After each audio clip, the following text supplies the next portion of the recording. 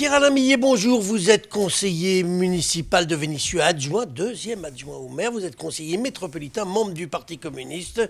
Alors, il y a quelques jours, votre groupe a publié un communiqué accusant Gérard Collomb, je cite, de tenter un nouveau coup d'État contre les communes. Vous n'avez pas l'impression d'y aller un peu fort avec vos accusations qui mériteraient quasi la prison? Mais c'est une formule, mais vous avez bien compris la question. Les communes auront-elles toujours la métropole? C'était la question posée avant la création de la métropole. Gérard Collomb, dans sa grande sagesse, a dit au maire « je m'en occuperai ». Il a été ministre de l'Intérieur, il n'a rien fait, créant beaucoup de mécontentement. Et la manière dont il prépare la campagne métropolitaine, elle est bien d'effacer la place des communes dans le débat métropolitain, se présentant comme une présidentielle quasiment. Alors, justement, quand vous êtes candidat, vous êtes sur la liste de la maire sortante à Vénissieux, on vote pour le maire. Là, il est logique que ceux qui vont voter pour les métropolitaines sachent quand même qui sera le président, même s'il n'est pas candidat dans leur circonscription, qui sera le président et quels sont ses projets. Mais quand on vote aux élections législatives, personne ne parle du président de l'Assemblée nationale. Non, mais chacun parle de la majorité pour laquelle il va se battre. De la majorité, bien entendu, voilà. De la majorité politique, bien entendu. Mais il y aura 14 élections métropolitaines, 14 circonscriptions, avec 14 têtes de liste. Très probablement, les configurations politiques ne seront pas les mêmes dans les 14 circonscriptions. Donc présenter l'élection comme un vote pour ou contre Gérard Collomb, c'est une manière de présidentialiser qui, de fait, efface les territoires et les communes. Alors dites-moi, vous contestez les sondages qui ont été réalisés, ils donnent quand même une indication. Vous êtes pour l'interdiction des sondages, pur et simple? Non. Je n'y accorde pas beaucoup d'importance. Mais cela dit, la question n'est pas des interdire, la question est de pouvoir les critiquer. Un sondage qui pose aux 830 000 électeurs métropolitains la question « Voterez-vous Collomb-Kimmelfeld ?» alors que l'immense majorité de ces 830 000 électeurs n'auront pas Gérard Collomb ou David Kimmelfeld comme candidats, puisqu'ils ne peuvent être candidats eux-mêmes que dans une des 14 circonscriptions. C'est une manière de fausser le débat.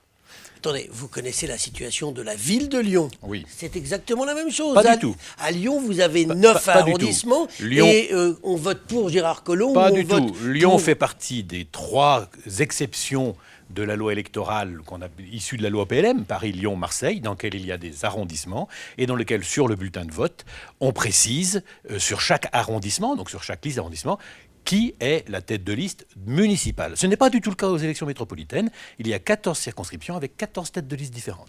Dites-moi, Pierre-Alain Millet, les communistes vont-ils faire une liste aux métropoles? Parce que vous nous dites, on personnalise, mais chez vous, on a l'impression que vous ne pouvez pas personnaliser parce que vous n'avez même pas de liste. Ah si on personnalisait simplement sur les communistes, nous aurions une tête de liste toute trouvée. Bien entendu, le maire de la 3e ville du département aurait toute légitimité à diriger une liste métropolitaine. Mais nous avons fait le choix de tenter effectivement de rassembler des forces qui veulent défendre la place des communes dans la métropole, des forces de gauche, des forces progressistes, des forces qui veulent une autre métropole. Donc nous y travaillons, c'est un travail qui n'est pas facile, c'est vrai. Il va aboutir avec qui vous pourriez vous allier, les socialistes? Avec tous ceux qui acceptent 2 principes. Le premier, c'est une autre métropole au sens de son projet politique, une métropole des communes et des citoyens. Et le deuxième, c'est une majorité politique qui se démarque clairement d'En Marche et de toutes les droites. Ce sont les 2 critères. Après, on peut discuter de beaucoup de choses, donc toutes les forces de gauche et écologistes potentiellement ont leur place. Pour certaines, elles se sont déjà clairement exprimées.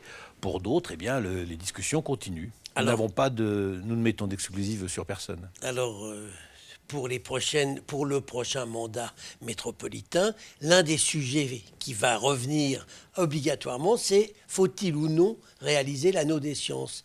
À votre avis, est-ce que vous faites partie de ceux qui sont pour cette infrastructure routière ou ceux qui disent non, il faut faire autre chose? L'infrastructure routière telle qu'elle nous était proposée, non. Mais de quoi repenser la relation entre l'Est et l'Ouest lyonnais, de quoi casser cette fracture entre l'Est et l'Ouest lyonnais au niveau des déplacements, oui. Donc nous proposons un anneau des sciences en transport en commun. Uniquement en transport en commun? Uniquement, c'est pas la question. Ah si, c'est la mienne de question. Oui, mais principalement en transport en commun. Il faut aussi qu'on puisse circuler en voiture, c'est pas un sujet. À l'ouest, c'est un sujet. Donc il y a des questions à faire. Certainement pas le projet qui est proposé. Et globalement, un projet qui nous est proposé à 3 milliards, dont 1 pour les transports en commun, à l'évidence, il faut faire l'inverse, quoi. Si c'est 3 milliards, il faut en mettre 2 sur les transports en commun. Dites-moi, Pierre-Alain Millet, dans votre communiqué, vous parlez de la bourgeoisie, du patronat, autant de termes qui chez vous semblent être des gros mots. Est-ce que vous n'avez pas l'impression d'être décalé par rapport au monde moderne? Au contraire, non seulement ce ne sont pas des gros mots, mais ce sont simplement des réalités que vous connaissez bien quand vous voyez le mouvement des Gilets jaunes, les luttes syndicales qui se préparent pour le 5 décembre. Bien sûr qu'il y a en France des gens qui réussissent dans le système économique aujourd'hui, des gens qui décident, des gens qui possèdent, des gens qui ont des fortunes, même que le président dit des des gens riches. Qui sont soignés, là c'est tout le monde.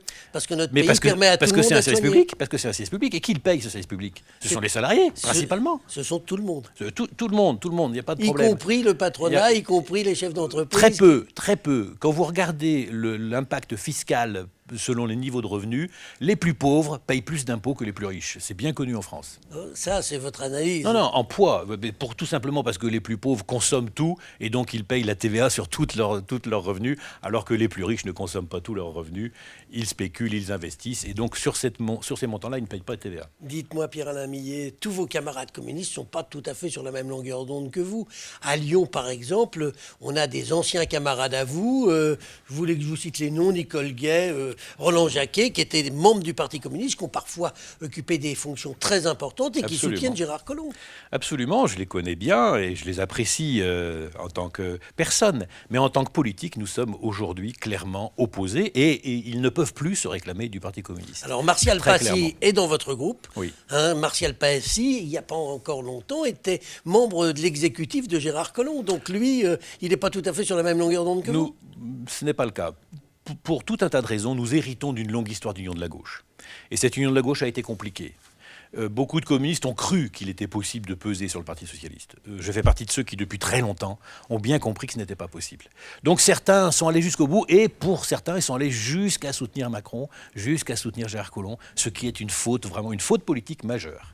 Eh bien, on en restera là pour aujourd'hui. Je pense que vous avez bien exprimé tout ce que vous pensiez, au moins sur ce sujet. Pierre-Alain Millet, je vous remercie. Merci.